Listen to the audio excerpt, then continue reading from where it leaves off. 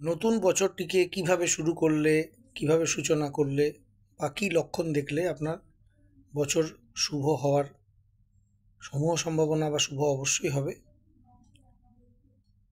আপনি চেষ্টা করুন নতুন বছরের প্রথম থেকেই সিদ্ধ পুরুষ বা সাধু সঙ্গ করার চেষ্টা করুন।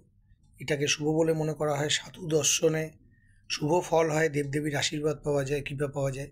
যিনি ভগবানের ধ্যান করেন 12 মাস বা পূজা পাঠ করেন, তিনি যদি নতুন বছরে ধ্যান বা পূজা পাঠের সময় দেখেন যে তার চোখ দিয়ে জল বেরোচ্ছে নিজে থেকে, তখন এটি শুভ লক্ষণ বলে ধরা হয়। আধ্যাত্মিক চেতনা তার মধ্যে জাগরিত হয়। এছাড়া নতুন বছরে যদি কারোর বাড়িতে নিজে থেকে পশু বা পাখি আসে, এই পশু পাখির আগমনকে শুভ চিহ্ন বলে মনে করা হয়। আর নতুন বছরে প্রত্যহ চেষ্টা করুন ঘুম থেকে উঠে সকালে কিছুক্ষণ চুপ করে থাকা, নিজেকে নিজে সময় দিন।